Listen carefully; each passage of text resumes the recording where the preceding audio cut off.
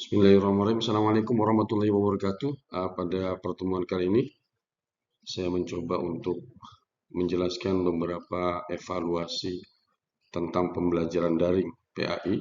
Nanti akan meliputi soal analisis hasil, kemudian umpan balik juga refleksi bagi mahasiswa dan guru. Dalam kaitan ini, saya akan membahas masalah yaitu memahami sumber hukum Islam atau dengan kategori Al-Kulliyatul Khamsah, 5 prinsip dasar. Atau disebut juga dengan Maqasidus Syar'i, Maqasid Asyari. Oke, selanjutnya kita akan melihat bahwa makalah ini berangkat dari bagaimana pemahaman para peserta didik di dalam memenuhi untuk pemahaman di dalam sumber hukum Islam ya. Karena kita tahu bahwa pada hakikatnya uh, hukum Islam itu ada 3. Pertama adalah Al-Quran, kemudian hadis, dan ijtihad. Ijtihad itu dibagi 2 oleh para ulama, namanya ijtihad itu adalah ijma dan qiyas. Nah, dari prinsip dasar hukum Islam itu nanti ada satu maqasid, ada satu uh, asas yang tidak bisa dihilangkan dalam hukum Islam itu, yaitu tentang qawaidul khamsah. Hifdud din, hifdul nafas, hifdul akal, hifdul nasl, hifdul ma'.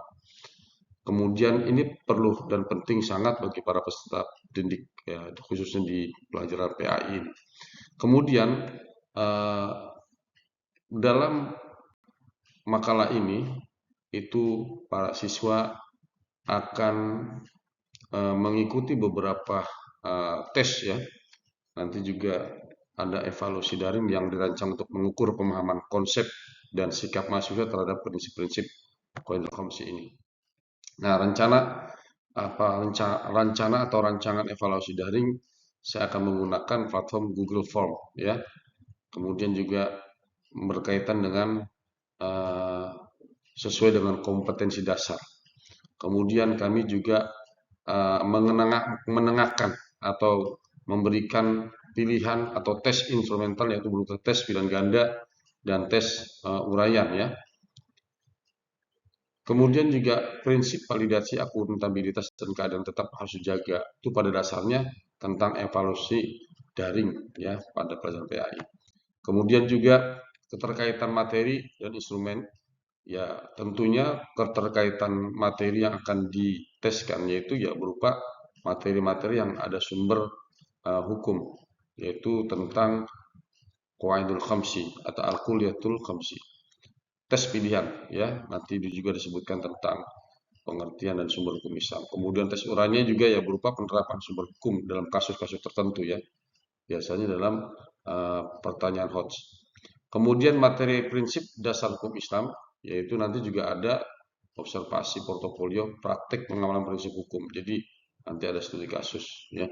Angket dan refleksi atau berkaitan dengan sikap terhadap perilaku yang berkaitan dengan 5 dasar prinsip beragama tadi ya. Kemudian nanti ada hasil evaluasi pembelajaran ya. Rata-rata nilai tes nanti akan menunjukkan kalau rata-ratanya baik ya berarti pemahaman konsepnya itu diterima bagus. Kemudian hasil non tes itu juga menunjukkan kesadaran tinggi terhadap pentingnya 5 prinsip dasar tadi, materi yang dipelajari ya. Kemudian juga nanti ada beberapa mahasiswa yang memang perlu pendalaman materi tentang hukum yang berkaitan dengan hukum kontemporer. Analisis hasil evaluasi bisa nanti kita lihat ya, ada nanti saya akan ketengahkan dalam Google Form ya, para peserta didik ya atau mahasiswa supaya dia bisa membedakan, supaya tidak ada kesulitan dalam membedakan penerapan prinsip hifdzun nafas, hifdzun akal dalam kasus-kasus tertentu. Kemudian instrumen tes yang paling efektif untuk mengukur pemahaman ya, dan non tes efektif bagi untuk sikap ya. Non tes efektif untuk sikap. Kemudian analisisnya dilakukan berbasis data kuantitatif dan kualitatif. Nah, umpan balik ya, tentunya umpan balik ini adalah sebagai sebuah refleksi ya bagi peserta didik yang belum tuntas Kemudian nanti akan digunakan pengayaan melalui studi kasus yang diskusi atau dan diskusi daring. Kemudian komentar yang konstruktif pada portofolio dan refleksi para peserta didik. Ya.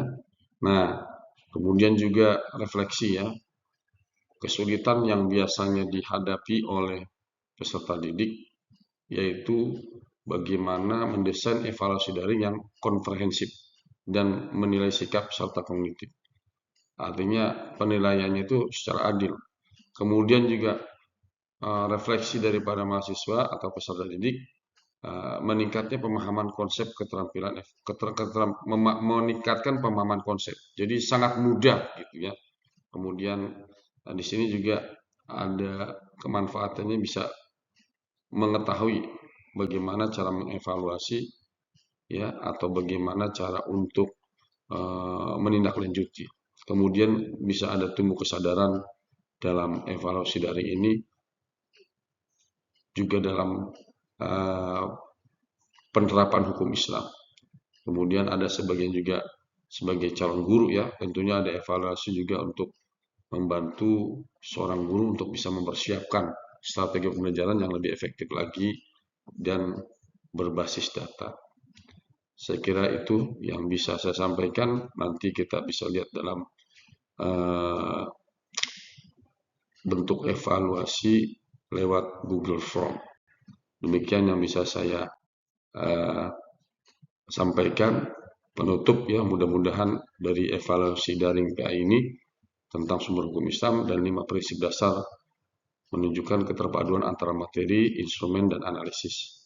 Kemudian juga umpan balik dan refleksi mahasiswa juga bisa menjadikan indikator keberhasilan pembelajaran. Kemudian juga mahasiswa atau peserta didik bisa terlatih bagaimana untuk mengembangkan kemampuan komunikasi secara akademik dan profesional sebagai seorang